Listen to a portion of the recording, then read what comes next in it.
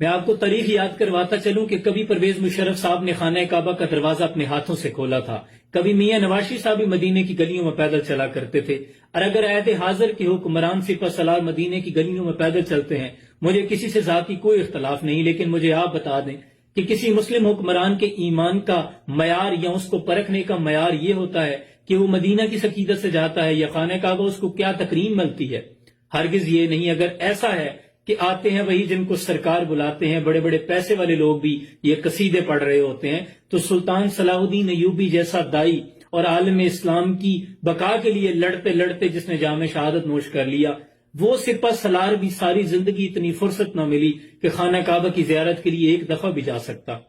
جب بھی آپ نے حج بیت اللہ کے لیے پیسے جمع کیے تو آپ کسی نہ کسی محاذ پہ خرچ کر دیتے، اور کبھی آپ یہ کہتے کہ یہ پیسے مسجد اقصی کی آزادی کے لیے میں قربان کرتا ہوں، بیت المقدس کی فتح کے لیے لڑتے ہوئے، حاجیوں کے تحفظ کے لیے، ان پر جو قاتلانہ حملے ہوتے تھے، ان کو جو ڈاکے مارے جاتے تھے، ان کو لوٹ لیا جاتا تھا، تو آپ ان کے تحفظ کے لیے لڑتے رہے ساری زندگی، لیکن ایک مرتبہ بھی حج بیت اللہ کی سعادت نہ ہوئی۔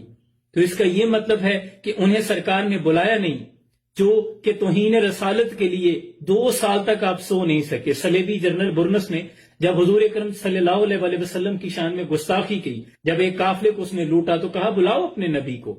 تو صلاح الدین ایوبی کو جب یہ آواز سنی، جو اس نے یہ کلمات سنے، تو 2 سال تک آپ نہیں سوئے جب تک اس جرنیل کا سر قلم نہیں کر لیا۔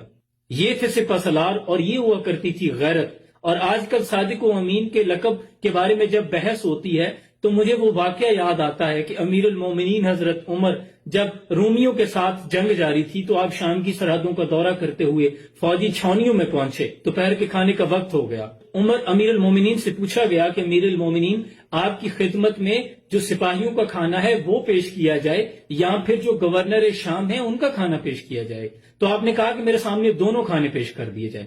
تو جب آپ کے سامنے سپاہیوں کا کھانا پیش کیا گیا تو وہ تازہ گوشت کے شوربے پر مشتمل تھا، تازہ روٹی تھی۔ پھر آپ نے کہا کہ مجھے گورنر کا کھانا پیش کریں، اور جب گورنر شام ابو عبیدہ بن جراح رضی اللہ تعالیٰ عنہ کا کھانا پیش کیا گیا تو وہ سوکھی روٹی اور سادہ پانی پر مشتمل تھی۔ حضرت عمر کی آنکھوں میں آنسو آ گئے، فرمایا مجھے ان کا گھر دکھائیں۔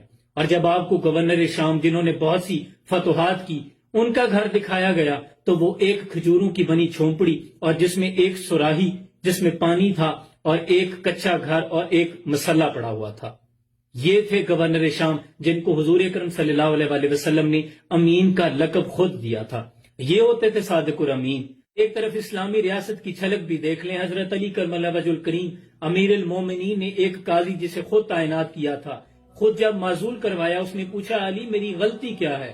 تو آپ نے فرمایا میں نے سنا ہے تمہاری عدالت میں تمہاری آواز سائل کی آواز سے زیادہ بلند ہو جاتی ہے۔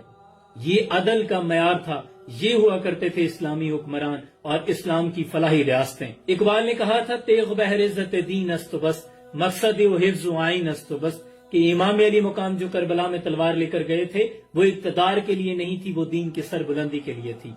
اور آج کے حکمران مست رکھو انہیں ذکر و فکر و صبح گاہی میں، پختہ تر کر دو انہیں مزاج خانقاہی میں، اور بہتر ہے کہ ان شیروں کو سکھا دے رمیاہو، باقی نہ رہے شیر کی شیری کا فسانہ۔ کرتے ہیں غلاموں کو غلامی پر رضامند اور تعویل مسائل کو بناتے ہیں بہانہ۔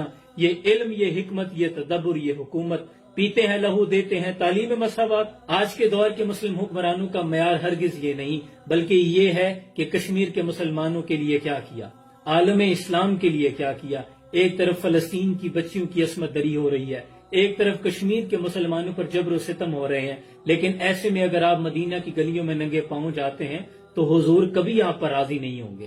جس دور میں لٹ جائے غریبوں کی کمائی، اس دور کے سلطان سے کوئی بھول ہوئی ہے۔ بچپن سے سنتے آ رہے ہیں کہ کشمیر بنے گا پاکستان، لیکن صد افسوس کہ ہر سانحے پہ پرچم نگوں ہوا، ہر ظلم و ستم پہ صرف ترانے لکھے گئے۔ ہمیں خبر ہے دشمن کے سب ٹھکانوں کی، شریک جرم نہ ہوتے تو مخبری کرتے۔ آخر میں بس آپ سے یہ کہنا چاہوں گا کہ یہاں بولنے پر پابندی، سوچنے پر تعزیریں، پاؤں میں غلامی کی آج بھی ہیں زنجیریں۔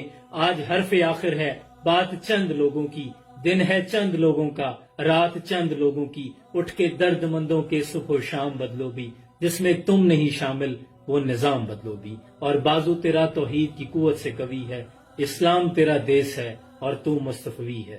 اپنا بہت سا خیال رکھیے، جزاکم اللہ خیر۔